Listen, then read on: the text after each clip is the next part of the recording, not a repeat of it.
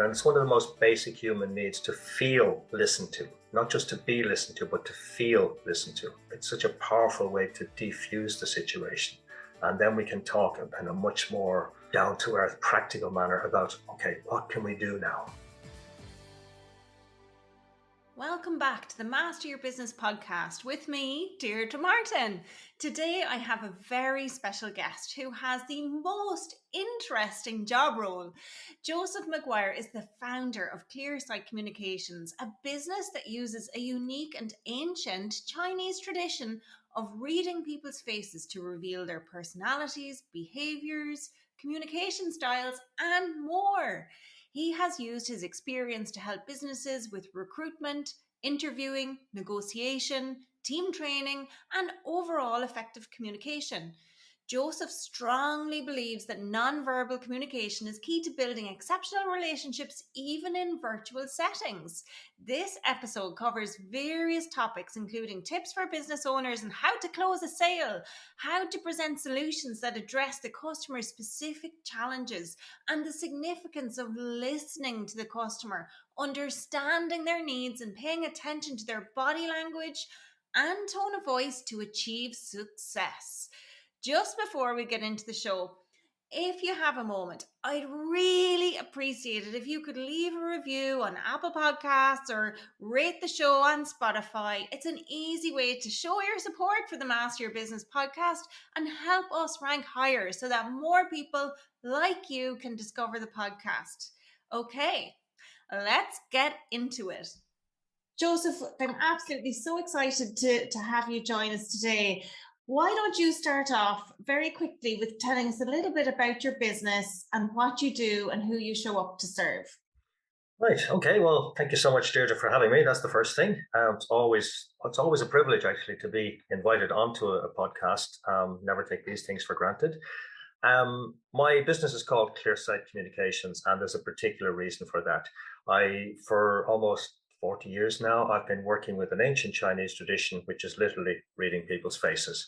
And the understanding, it's a 3,000-year-old tradition, and the understanding is that our facial features reveal a huge amount of information about our personality, behavior style, how we communicate, both in terms of how we receive and process information, and then how we communicate externally, the type of intelligence we're likely to bring to any given undertaking or project, stress triggers and responses, health patterns, parental influences, genetic influences, and a lot more besides. And all of that is visible literally in Clearsight.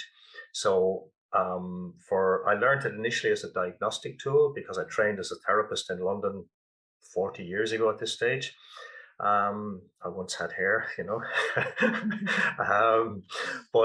so for many years I taught it as both a diagnostic and communication tool to healthcare practitioners, from like high level medical consultants to the most out there alternative people, sometimes in the same room. So I really had to sharpen my communication skills in situations like that.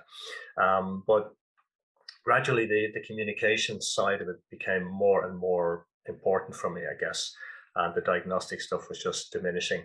And over the last several years now, I just basically, my body said I had to stop working as a therapist. So I moved sideways. And I knew that quite a number of my peers in the US, particularly, also in Australia, but particularly the US, had been using these skills and techniques in the business corporate world.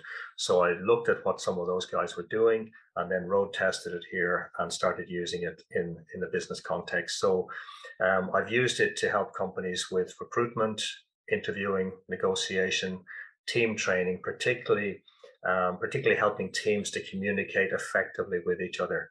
Because the fact that technically we're speaking the same language doesn't mean we're speaking the same language.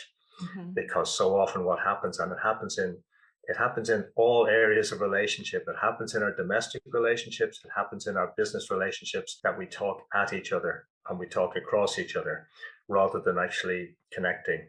And so I'm helping people to recognize each other's communication style so that we talk to each other, we speak to each other, and we learn to understand each other, starting with the visuals.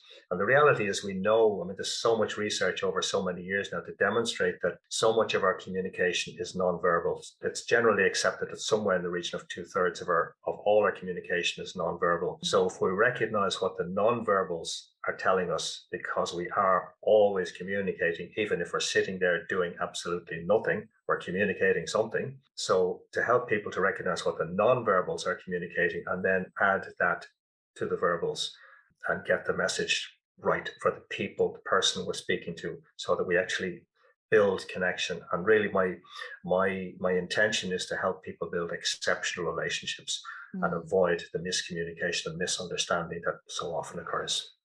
Joseph, that is incredible. I have questions bubbling around in my mind after saying all of those things, because you're right. It is the relationships at home as well as in the workplace. And I suppose, okay, with potential listeners, because my podcast is still new, right? And so the people who this podcast is for are for business owners who are solopreneurs. They might have a virtual assistant, they might have somebody working with a part-time or full-time.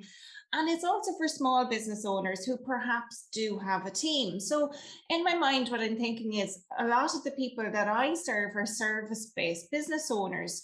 And because they're service-based business owners, they tend to now do everything digitally. So their virtual assistant might not even be in the same country. Yep. So how does this translate into the online world in terms of facial expressions and all of those things? Yeah, obviously, we're not seeing the whole body. And ideally, we would be in the same room, and then we could see things like the feet, because the feet are very revealing, what the feet do or don't do, for example. Sometimes we'll see people's hands, and ideally we would see the hands doing something, because when we meet in person, that's the first thing we register, because that's hardwired into our whole evolution, our whole evolutionary development, because we wonder, are the hands holding a weapon or something along those lines, or are their hands open? So unfortunately, a lot of that is missing from the picture. But even when we're working purely online, and even if we're working with a Zoom group where there's 20, 30, whatever number of people there, even seeing the thumbnail images certainly will tell me a lot. There's certain basics I recommend doing. The first thing is, when we go into a meeting, a virtual meeting or any other meeting, is the first thing is to smile. The first thing is to greet whoever it is, whether it's a person or a group of people. Enter the room with a smile. That's the first thing, because it tells people we are open to engaging. It transmits that signal. Then if we're listening, ideally we'll have our head, even virtually, our head slightly to the side to indicate we are actually paying attention. It's a very simple, basic thing, but it does communicate something. Of course, there's so many variations that, and once I'm kind of like, Lieutenant Columbo, the old TV thing. But there's always one more thing, So in terms of communicating with somebody, pay particular attention to the eyebrows, and that might seem like an odd thing, but even in more some more modern research, if I can put it that way, the eyebrows are recognized as part of our communication system. Like, for example, we meet somebody we know or we're even semi-familiar with, automatically the eyebrows go up, the eyebrow flash. And that happens even in blind people. Wow. So it's not just a visual thing, but it tells you there's a degree of recognition there. And the eyes, that means the eyes open more. So we're more emotionally engaged. We're more emotionally connected. But pay attention to the shape of the eyebrows. And yes, I do know that many women sculpt their eyebrows, but look at the basic shape of the eyebrows. Are they straight across, or largely straight across? And that tells you that this is somebody who processes information in a very linear, analytical manner. Okay. So you need to present the information 1, 2, 3 like that. Okay. Wow. If the eyebrows are more curved, then it means you need to engage with the person first before you get into the data. Okay, so this is not how they've sculpted their eyebrows. This is literally the shapes that they're making with their eyebrows whilst they're either listening, conversing, or whatever with you. No, even if the eyebrows are sculpted, the shape that results will tell you. Wow. Yeah, wow. Absolutely.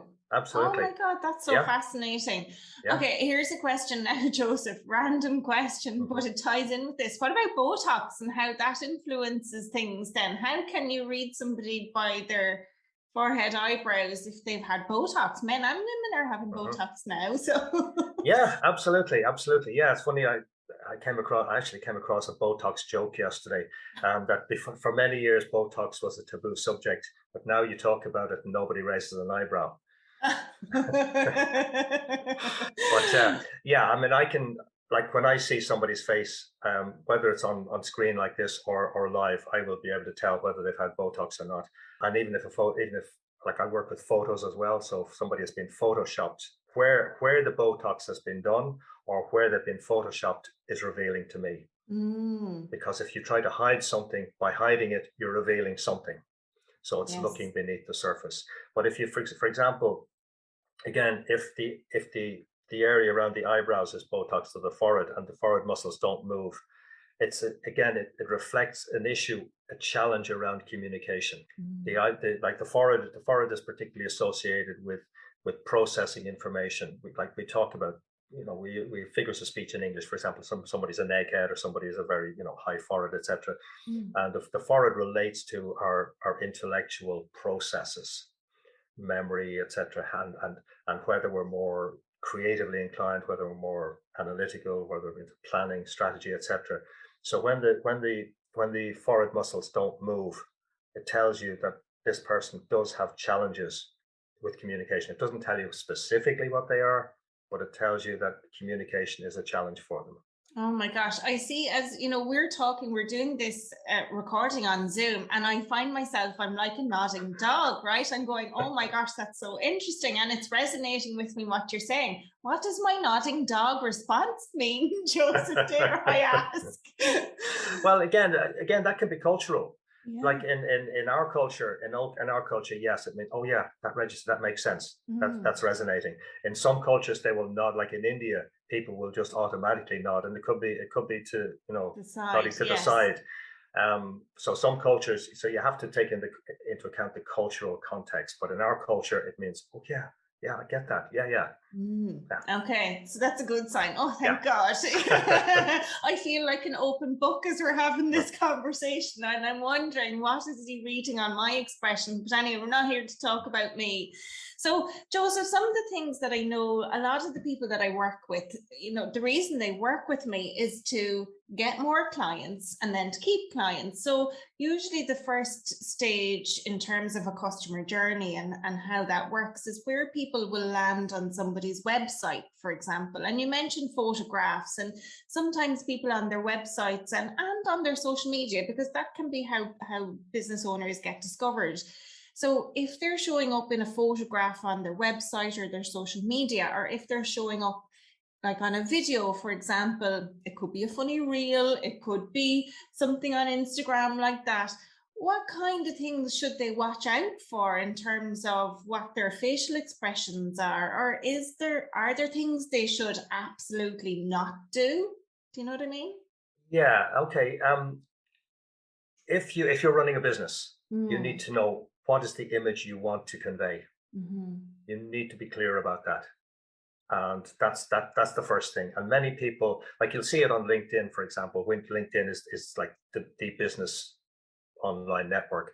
And you'll see some dreadful photos which are Mm. totally unprofessional. You'll see people where they're in the distance, you can barely see them. You can see people snuggling up to their partners. You'll see people having a drink, and it's Hmm. nothing to do with their business whatever. So Yes. what is the business image you want to portray? Hmm. And ideally have your photo taken professionally, and make sure that's what's speaking for you, and it Mm. is speaking for you. And then if you want to do funny sort of, yeah, improv type, messaging in whatever form, set up a private page Mm. and make sure it's distinct from your business. Hmm. Keep the two sides separate. And yeah, maybe clients will look for the private page as well, but they can recognize that, yeah, that's the private persona. But Hmm. again, make sure Anything you're putting out there, whether it's a visual image, a video, a post about something, make sure it's not at the very least not detracting from the professional message you want to put out there, because we know there's so many stories out there of people putting entirely the wrong message out and damaging their brand. Yes, absolutely. I couldn't agree more. And that is something recently I was talking about within the group actually that I have, the CX creators group. And it was about centering your eyes. So your eyes are looking, in the middle, and that your eyes are connecting with the people in the photograph. And what about, let's say, for video sales letters? So a lot of the social media gurus and whatnot are saying, on your website, to create a video where you're talking about, this is the product or service, this is how I help you, this is who it's for. Are there things in communicating on video that they shouldn't say in that formal professional capacity, or expressions that they should avoid? Is there something they shouldn't do with their eyebrows? Yeah, that's a hard one. There's so much, to be honest, there's so much advice out there from gurus and experts, and some of it, so much of it is conflicting, and so many. That's one thing we have to bear in mind, that when somebody's communicating, they're coming from their perspective. It may be science backed, but it may be opinion, and it may be they're coming from an area of their own personal bias. So again, what is the message we want to get across? And if we're putting a video, to a promotional video on the website, there's three basics. There's who am I, what am I offering, how is it serving you, my client, or my potential client, what is your happy ever after, what do you take away, and how does that feel? Yes. They're the basics. Yeah. They're the basics. And you keep it short and to the point. Yes. And if that means you have to redo it 2, 6, a dozen, 20 times, do it. Yeah. It's hard, it depends on how comfortable people are on camera as well, and that probably might impact how they come across visually when they're presenting like that. So yeah, lots to think about, but you're right, it can take a lot of goes until they're comfortable with the end result. Yeah, but we can learn that. I had to learn it. I don't like, given what I do, I don't always like looking at my own face. So, I have to bear in mind that I'm not there for me. I'm there for somebody else. Yes. I'm there to benefit somebody else. So that's the first thing. Get out of our own heads, because we're there to serve a purpose that is to be of benefit to somebody else. And yes, we want to earn money from it, absolutely. But we're there to serve somebody else's interests. Yeah. and to provide a solution of some description for them. Like I started, I put my first video up, I don't know, 3-4 years ago, whenever it was, and it just happened. I was visiting a friend of mine who's a photographer, videographer, and just happened to be living nearby. I dropped in one afternoon for tea, and she said, "Okay, got my camera, got my stand. We're going down to the local park, and you're going to shoot your first video." Oh. So it was like it was just putting me on the spot. I didn't even have like my mic attached, so there was going to be a lot of extraneous noise. But we actually shot 3 short videos in 20 minutes, basically because she put me at ease. And I just said, "Look, just do it." And once you get past the thing of, oh, how do I look, and all that other stuff that gets caught in our heads, once you get past that, it's easier to just get on and do it. And then once you put out a few, you feel more at ease. And by all means, get feedback from other people who are relevant to your business, not just people who like you, but people who are relevant to your business, and ask them what they made of it, how you look, how you're coming across, your movements, your gestures, and the words and the message. And be willing to accept feedback, constructive feedback. Yeah, that totally makes sense. It could totally make sense. And, I suppose the next stage that a customer goes through in a journey, once they've discovered you, if they like you, Joseph, the next thing is it's going to enter into a conversation where potentially you get to make a sales pitch. So, the sales pitch, it can be a lot of language, it can be a lot of words, but in terms of language and body language and facial expressions, what are the top 3 things you would say to a business owner who's trying to close a sale? What are the top 3 tips that you would have? Okay, first thing is listen. Listen, listen, listen. Make sure you actually understand what they need, what they want, what motivates them, Mm. what's the solution they're looking for. So that means you, rather than telling them what you can offer, first of all, make sure they speak. You draw them out, you make sure, so you have questions prepared going in. You've done some research to have at least some reasonable idea of what their issue is, what's their challenge, and you get them to elaborate on that. And then once they've elaborated on it, you sum up. This is what I understand. Mm. Have I got that right?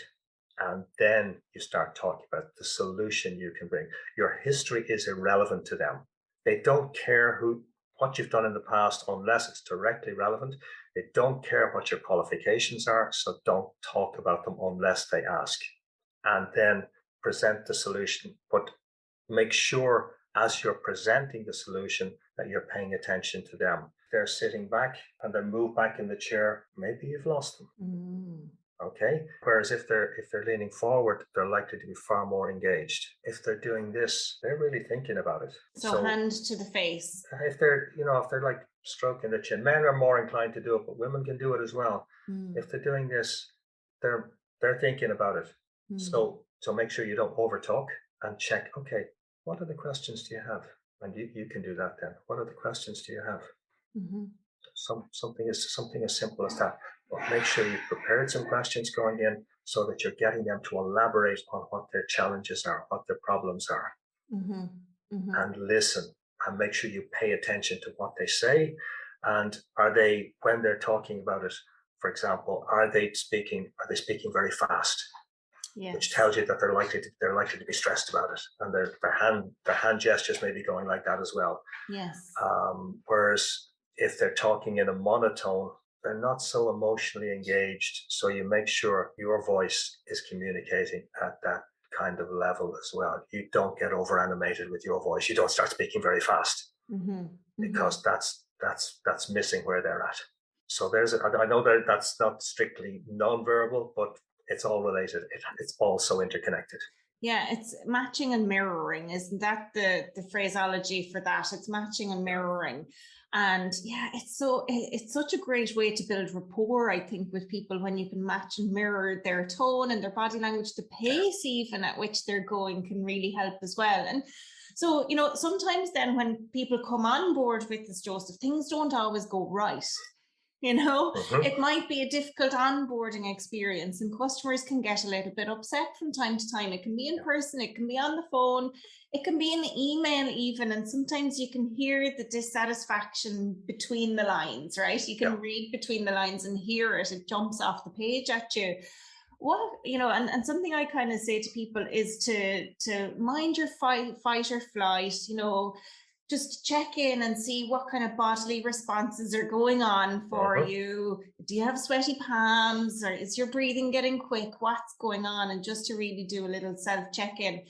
But in terms, and then I suppose before I move on, it's like, and then rather than react, how are you going to respond? So take that moment and calm. But when you're in person, or when it's live and it's a live interaction, what can people do in that moment, do you think, to just mind themselves so that they don't react rather than respond and turn into fight or flight in that situation? Any tips on that? Yeah, we've all been there. Like in one area of our life or another, we've all been there. We've all been that where we've flown off the handle or we've run away. It's just part of the human experience as we grow.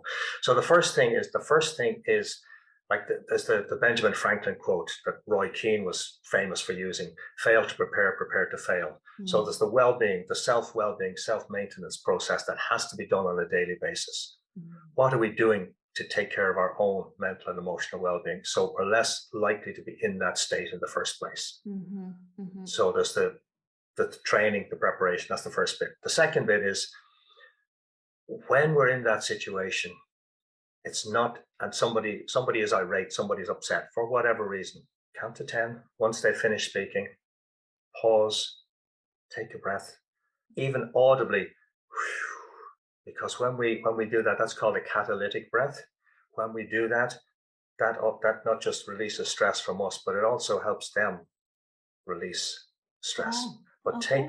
take that pause and then say something along the lines of, I'm really sorry to hear that you are upset. I get it, and I'd like to make sure I understand exactly what the issue is. So this is what I heard. Mm-hmm. So clarify that this is what they're expressing may not be what they're really upset about. Bear that one in mind. So, but clarify, this is what I heard. Did I get that right? And then, is there anything else? Mm-hmm. Yes. Always tag that on afterwards, because the issue they express, as I say, may not be what they're really upset about. It could be that there's something in their own personal private life that they're really upset about, and you happen to be in the firing line and they're going to offload on somebody. So it may not be directly related to you, but it could be. So you check. So it's giving them that space to speak. And when you do that, when we encourage the other person to speak, then that creates a feeling of trust in them. It creates a feeling that, oh, they really are paying attention. Yes. And it creates that feeling of respect, because they know they're being respected. And it's one of the most basic human needs, to feel listened to, not just to be listened to, but to feel listened to. So when we do that, it's such a powerful way to defuse the situation.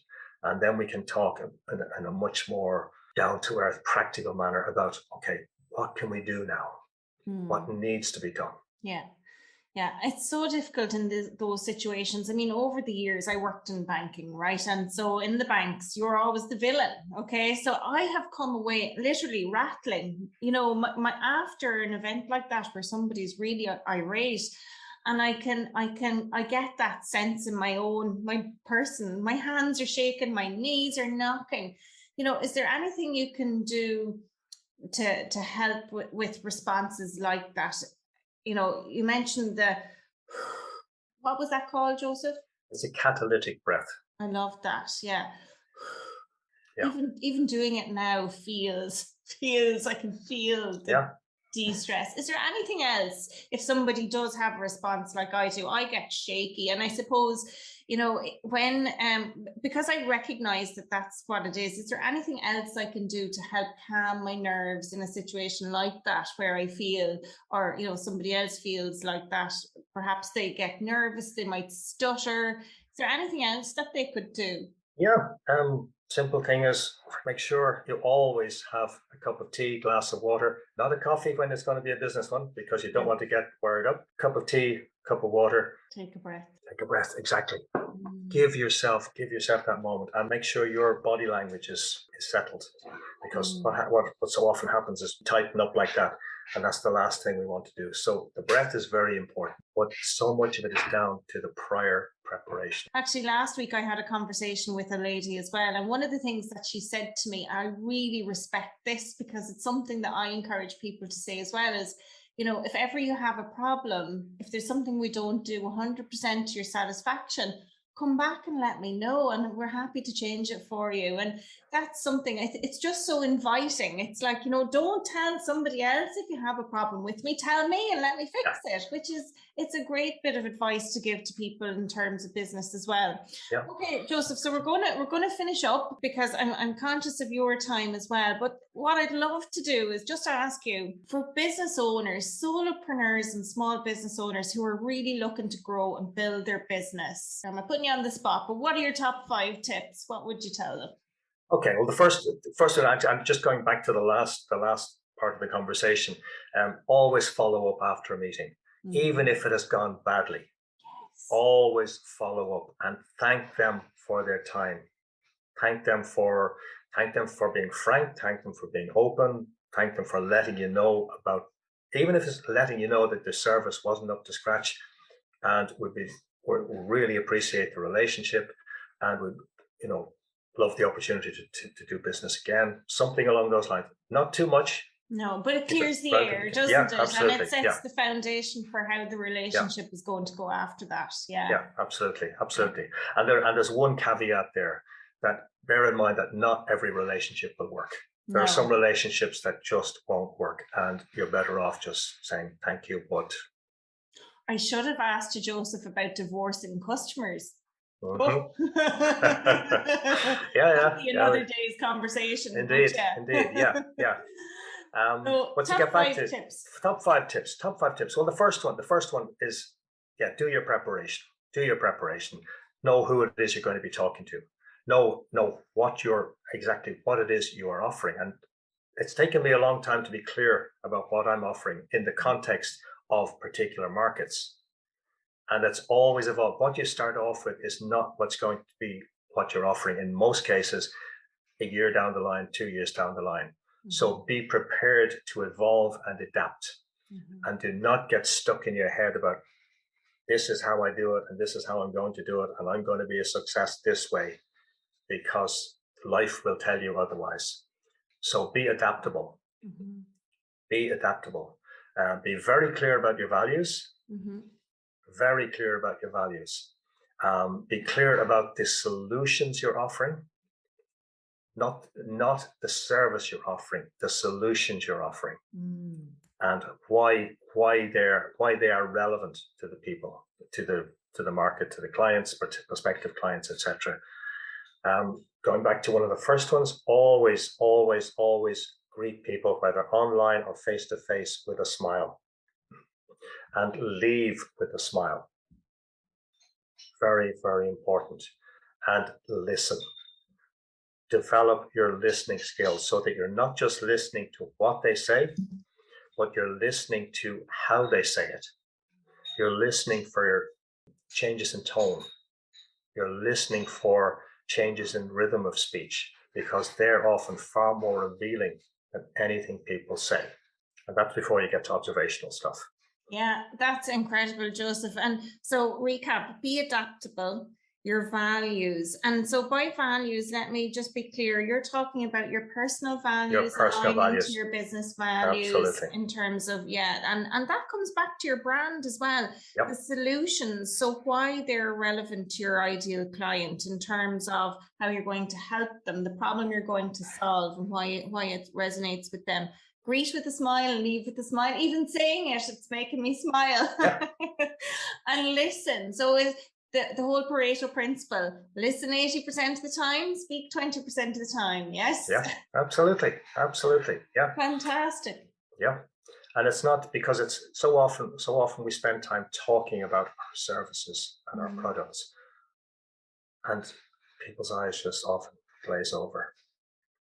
And if one visual tip, if you notice somebody's eyebrows coming down during the conversation, just stop listening.